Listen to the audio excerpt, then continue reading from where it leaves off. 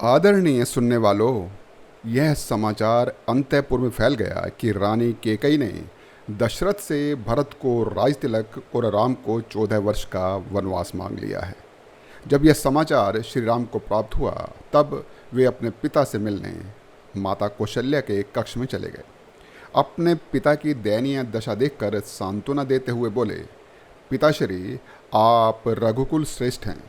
आपको अपने वचनों को पूरा करने के लिए इस कदर अधीर होना शोभा नहीं देता। दशरथ ने रोते हुए कहा, बेटा राम, मैं तुम्हें अपने से दूर नहीं होने दूंगा। राम ने कहा, पिताश्री, मैं न तो आपका मान कम होने दूंगा और न ही रघुकुल रीत को कलंकित होने दूंगा। आपके वचनों का पालन करते हुए वनवास अवश्य जाऊंगा। दशरथ ने कहा, बेटा, मुझे छोड़कर मत जाओ, मैं तुम्हारे बिना जिंदा नहीं रह पाऊंगा। राम ने कहा, पिताजी, आप धैर्य रखें। 14 वर्ष कोई बहुत बड़ा काल नहीं होता। आप चिंता मत कीजिए, आप मुझे वनवास जाने की आज्ञा दीजिए। दशरथ ने कहा, नहीं बेटा राम, मैं तुम्हें वन जाने की आज्ञा नहीं दे सकता। राम ने अपनी माता कौशल्या से कहा, माँ, पिताश्री को संभालिए और मुझे वन गमन की आज्ञा दीजिए। कौशल्या ने कहा, बेटा राम, जाओ, कुल की मर्यादा का पालन करो, अपने पिता के वचनों को पूरा करो। माता से आज्ञा पाकर राम अपने कक्ष की ओर चल दिए तो लक्ष्मण से भेंट हो गई। तो लक्ष्मण ने क्रोध में आकर राम से कहा, भैया, यह कोई खेल है क्या? युवराज घोषित करके किसी को भी बिना किसी अपराध के वनवास दे दिया जाए? मैं ऐसा कतई नहीं होने दूंगा। माता केकई और अयोध्या के राजा दशरथ से प्रश्न किया जाएगा कि वो किस अपराध का आपको दंड दे रहे हैं।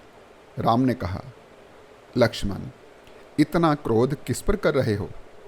अपने पिता पर या अपनी माता पर? लक्ष्मण ने कहा, माता? आप उसे माता कह रहे हैं जो आपको दंड स्वरूप वनवास दे रही है? राम ने कहा, हाँ लक्ष्मण, माता को माता ही कहा जाएगा। लक्ष्मण ने कहा, मुझे कुछ नहीं पता भैया, बस मैं आपको वन नहीं जाने दूंगा। राम ने कहा, किंतु मैं तो वचन से बंध गया हूँ। मैंने वनवास जाने के लिए माताओं से आज्ञा ले ली है। लक्ष्मण ने कहा, अगर ऐसा है तो आप मुझे मत रोकिएगा, मैं आपके साथ ही चलूँगा। राम ने कहा, लक्ष्मण, वनवास मुझे मिला है, तुम क्यों जाना चाहते हो? लक्ष्मण ने कहा, भैया, मैं ऐसे राज्य में नहीं रह सकता जहाँ मेरे राम नहीं हैं। मुझे आपके साथ जाना है बस। राम ने कहा, तो ठीक है लक्ष्मण, माता सुमित्रा से आज्ञा लिए बिना तुम मेरे साथ नहीं जा सकते। यदि तुम्हें मेरे साथ जाना है तो माता सुमित्रा से आज्ञा लेकर आओ। लक्ष्मण ने कहा, उचित है भैया, मैं अपनी माताजी से आपके साथ वन जाने की आज्ञा लेकर आता हूँ। राम वन जाने से पूर्व अपनी पत्नी सीता से मिलने अपने कक्ष में चले गए। उन्होंने सीता से कहा, प्रिय, केकई माता ने पिताजी से वरदान में मुझे वनवास मांगा है। मुझे पिताजी के वचनों का पालन करते हुए 14 वर्ष वनवास में बिताने हैं। सीता ने कहा, उचित है नाथ, मैं आपको रोक नहीं रही हूँ। आप अपने पिता के वचनों का पालन कीजिए। मेरे पिता ने विवाह पूर्व मुझसे वचन लिया था कि मुझे अपने पति के सुख और दुख दोनों में साथ ही रहना होगा। आप जहाँ जाएंगे मैं आपके साथ ही जाऊंगी। राम ने कहा, सीते, वन में भयंकर राक्षस वास करते हैं, वन में तुम्हें दुख होगा। सीता ने कहा, प्रभु, आपके साथ वन गमन मुझे राजमहल के सभी सुखों से अधिक प्रिय है। राम ने कहा, प्रिय, तुम्हारा मेरे साथ वन गमन उचित नहीं है।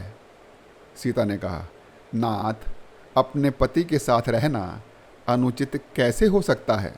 जब किसी भी प्रकार सीता ने हठ नहीं छोड़ा तो राम ने कहा, उचित है सीता, अगर तुम नहीं मानती तो जाओ, माताओं से आज्ञा ले आओ। तो सीता ने कहा, प्राणनाथ, माताओं से मैंने पहले ही आज्ञा ले ली है, केवल आपकी अनुमति रह गई थी। लक्ष्मण अपनी माताजी से आज्ञा लेकर श्री राम और सीता के साथ दशरथ, कौशल्या व सुमित्रा को शोकाकुल छोड़कर वनवास को चल दिए। महाराज दशरथ ने सुमंत को आज्ञा दी कि वह राम को 14 दिन वनों में घुमाकर किसी भी तरह अयोध्या वापस ले आएं। तो महामंत्री सुमंत राम के साथ वनवास चल दिए। अयोध्यावासी राम के साथ साथ चल रहे थे। जब वे सभी अयोध्या की सीमा पार करने लगे तो राम ने उनसे कहा, मेरे प्रिय अयोध्यावासियों, मुझे 14 वर्षों का वनवास पूरा करना है। यदि आप सब मेरे साथ ही वनवास जाएंगे तो इसे वनवास नहीं कहा जाएगा। इस तरह मेरा वनवास कभी पूरा नहीं हो पाएगा। उस स्थिति में मैं अयोध्या नहीं लौट पाऊंगा। यदि आप मुझे वापस बुलाना चाहते हो तो आप सब यहाँ से लौट जाओ।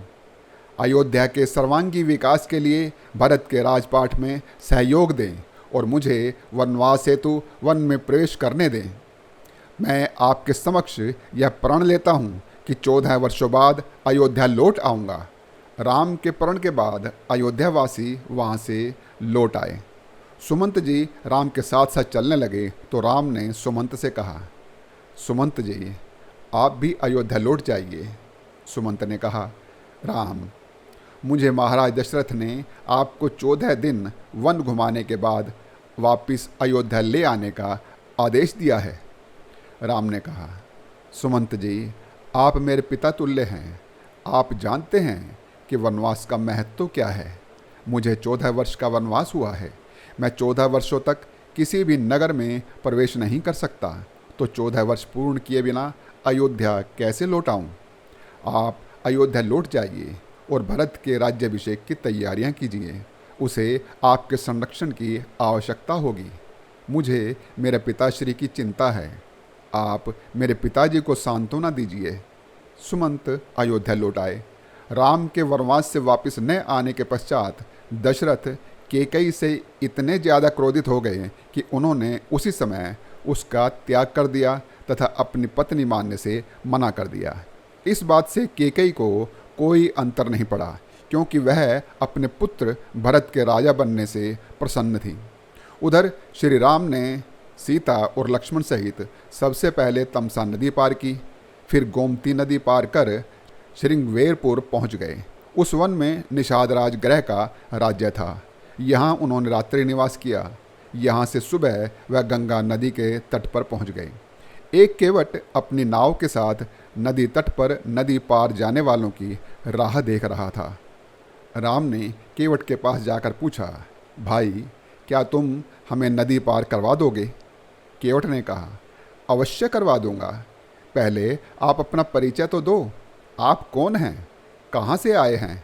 तो लक्ष्मण ने कहा, केवट, ये मेरे बड़े भाई राम हैं और ये इनकी पत्नी माता सीता है और मैं इनका छोटा भाई लक्ष्मण हूँ। परिचय हो गया है तो अब चलें? केवट ने कहा, अरे, तो आप राम हैं, अयोध्या के राजा दशरथ के पुत्र? लक्ष्मण ने कहा, हाँ भाई, मैंने बताया तो। केवट ने कहा, ना भाई ना, मैं श्री राम को ऐसे अपनी नाव में नहीं बैठा सकता। लक्ष्मण ने कहा, ऐसे नहीं बैठा सकता अर्थात?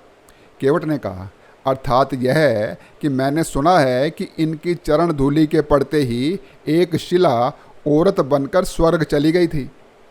राम ने कहा, केवट, तो हम नदी पार कैसे जाएंगे? केवट ने कहा, नदी पार तो मैं ही करवाऊंगा, परंतु इसके लिए आपको मेरी नाव में बैठने से पहले मुझसे अपने चरण धुलवाने होंगे। राम ने कहा, क्यों केवट? तो केवट ने कहा, प्रभु, कहीं आपकी चरण धूल से मेरी नाव कोई औरत बनकर स्वर्ग चली गई तो मेरी जीविका का क्या होगा? ये नाव ही मेरी जीविका का एकमात्र साधन है।